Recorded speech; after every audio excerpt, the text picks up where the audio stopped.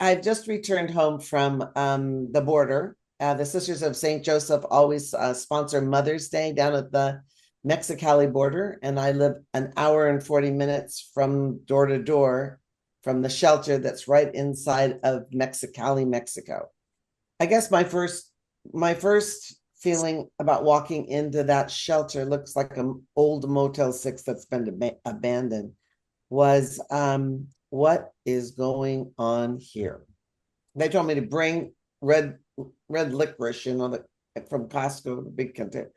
I mean, so I came back and I am a storyteller. So I told everybody what had happened. And then they wanted to come. And I said, well, yeah, come with me. Come with me. So, well, what do you do? So I just said, you do this and you do that. And people started giving me money. I mean, a lot of money. So I went to the team and said, I can't be running this money through my personal budget. So can't I go under the 501c3 ministerial services? They said, yes, you can. So I was off and running. I can tell you that I really am a person that believes proximity matters. Because when you're on a border, it's not just the margin, I mean, the immigrants, but when you're on a margin, you see differently. You look at the world differently, and it is a great potential for transformation. And I think right now that we need to change the narrative about immigrants. We probably need to change the narrative about a lot of things, but one of the things is, my grandparents got married at 15 and 19 and left Lebanon, came through Ellis Island for their honeymoon. And my grandmother said she was never going back, so that was the end of that. But she didn't like the boat. So anyway, but the narrative from them to now is completely different. 99% of the people I've met at this border are not coming because they want a better life or going on a honeymoon, or they know somebody over here. They are running for their lives from the violence. This young woman was standing there in the shelter and she had her 6-month-old baby. And I said to her, where are you from? And she said, I'm from Mexico City. I go, well, why did you leave Mexico City? Because that was kind of odd for starters. And she said, well, I had a little business. And then they came to me and they told us we had to pay a tax. So, well, how much is the tax? And she said, well, it wasn't much then, but then they came again and they wanted to raise the tax again. So we paid it. And then they came for a third time. And I said, you know what? We can't pay anymore. That's just impossible. They said, give us your baby, we'll sell it. Oh. And she said, I left that night. There are horrendous stories that I don't even want to share it with you to put it in your brain, of violence that is beyond our imagination. It really is, really beyond. And so they're running, they're terrified. And so I wanted to share that with you.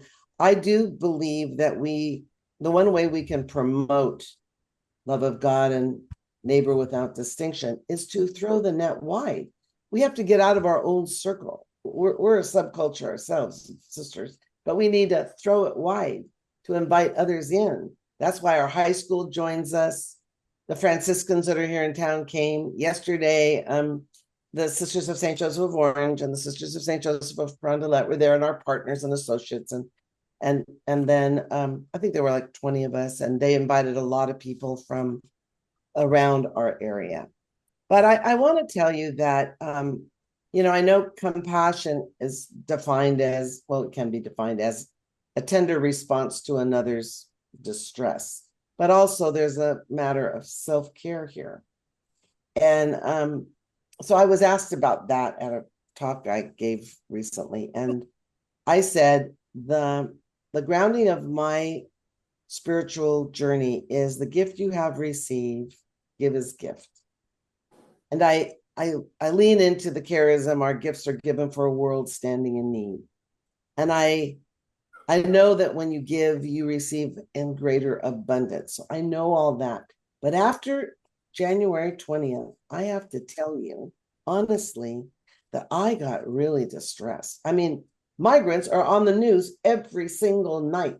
And the way they're deliberately dismantling who they are with pleasure, and the cruelty of depersonalizing, dehumanizing, demoralizing the people, and creating great fear for children and families everywhere, including the United States, is really, I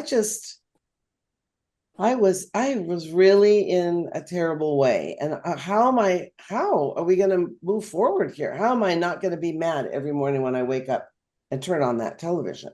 So I had to I had to be intentional about what values I really care about, like love and community and relationship and dignity, and that we are one.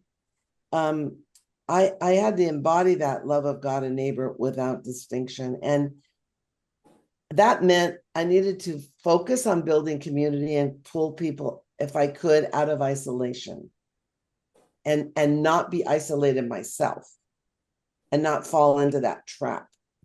I can do nothing, or I could see the destruction of unraveling, but I see that, if we stand together and we network, and I really like what LCWR is doing relative to justice. And I don't think we need to keep recreating the wheel when we need all of us. And so they have started a coalition of sisters across the country and asking them to help with our shelter.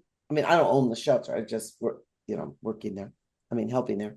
And there's another shelter in Tijuana, and a law firm. It's on the California Mexico border. And sisters from all these communities are joining in. And they just sent me $50,000 from the donations that came in.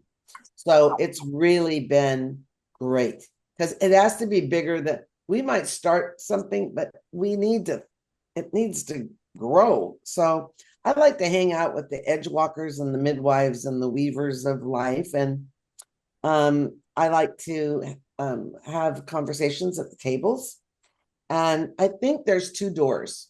One door is to go out into the world, and I'm an extrovert, so I'm like out in the world. Like, I like that. But there's another door that goes internally. It's a journey internal. And there's a listening there. There's no map.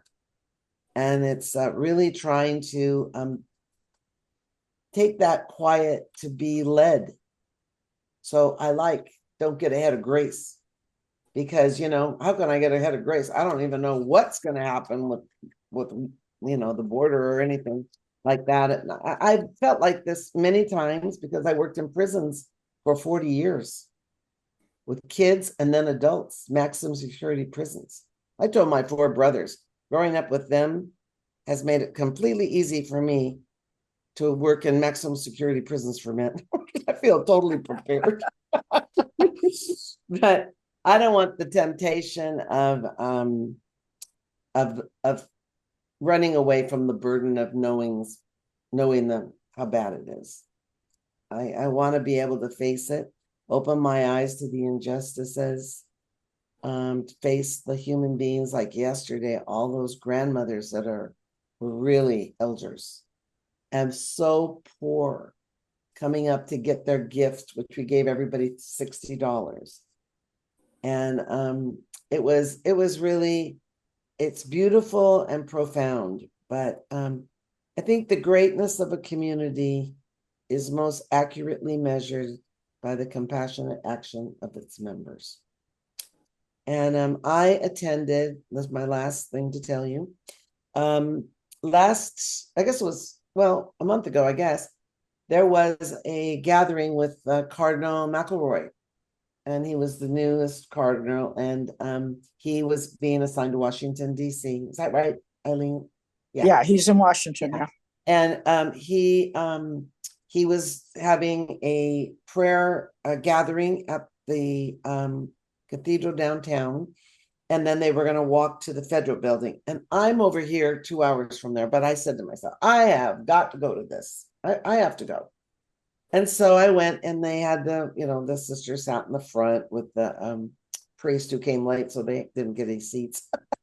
But anyway, so they had this great service, and he's kind of quiet but big, and his mantra was, "We cannot be silent. We cannot be silent. We cannot be silent." And they had several immigrants speak in Spanish and English. So I really desire to find our prophetic voice, to show up, to act, and to speak.